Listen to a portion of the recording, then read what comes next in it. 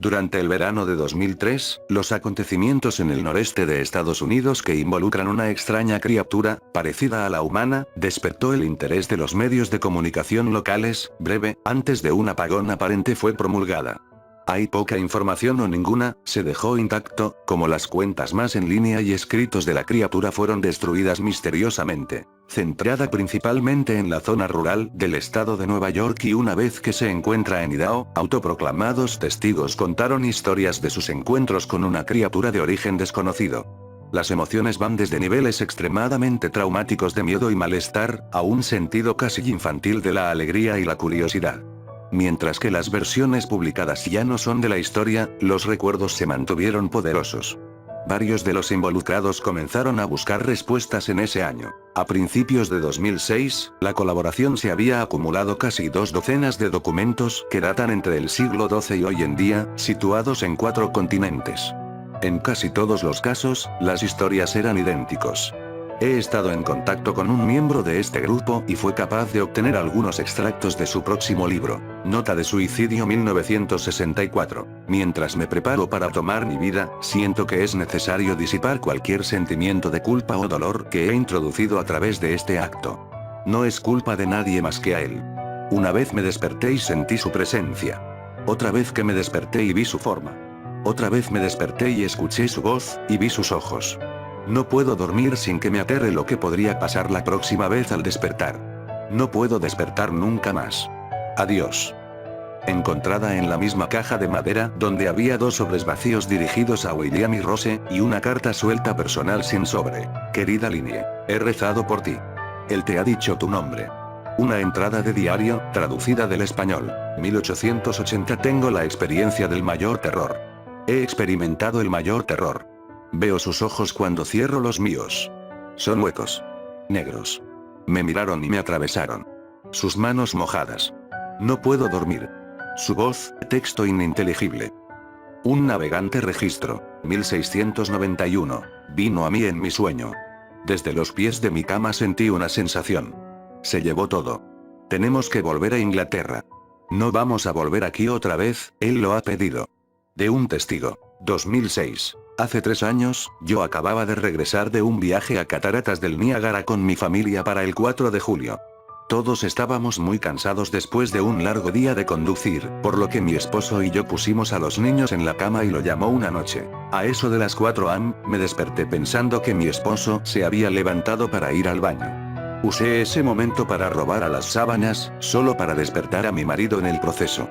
Me disculpé y le pregunté que si él se había levantado. Cuando se volvió hacia mí, él abrió la boca y sacó los pies del extremo de la cama tan rápido su rodilla casi me tiró.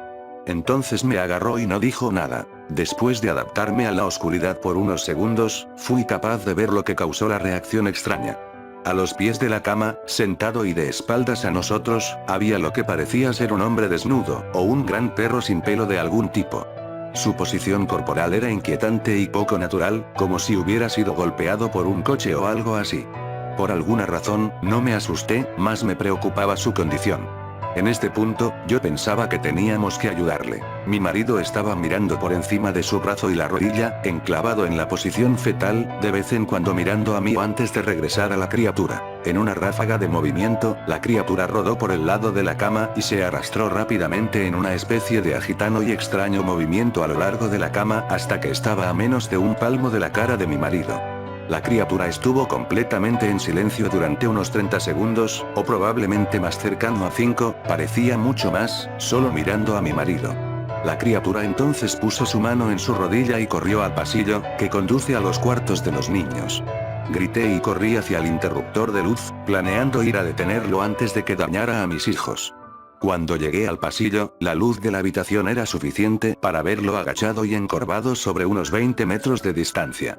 Se dio la vuelta y miró directamente a mí, cubierto de sangre. Encendí la luz y vi a mi hija Clara. La criatura corrió por las escaleras mientras mi esposo y yo corrimos para ayudar a nuestra hija. Ella estaba muy mal herida y solo habló una vez más en su corta vida. Ella dijo, él es el rastrillo. Mi marido conducía su auto en un lago de la noche, mientras que apresurarse a nuestra hija al hospital.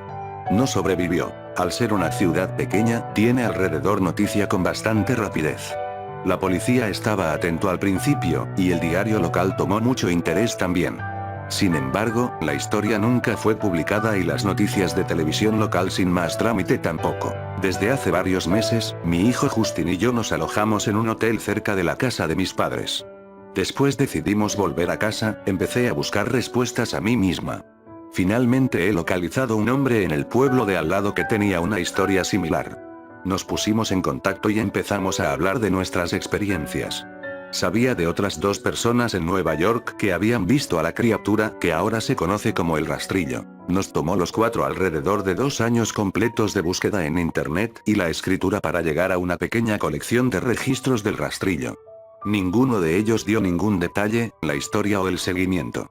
Una revista tenía una entrada que implica a la criatura en sus primeras 3 páginas, y nunca lo volvió a mencionar. Registro de un marinero no explicaba nada del encuentro, diciendo solo que se les dijo que se fuera por el rastrillo. Esa fue la última entrada en el registro. Hubo, sin embargo, muchos casos en que la visita de la criatura era una de una serie de visitas a la misma persona. Varias personas también mencionó que se habla, mi hija incluida.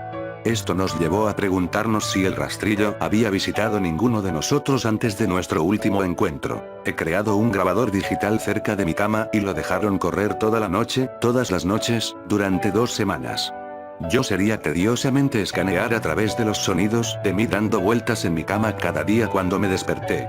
Al final de la segunda semana, yo estaba acostumbrado al sonido ocasional de sueño mientras desdibujando a través de la grabación a 8 veces la velocidad normal. Esto todavía tardó casi 1 hora todos los días. En el primer día de la tercera semana, me pareció oír algo diferente. Lo que encontré fue una voz chillona. Era el rastrillo.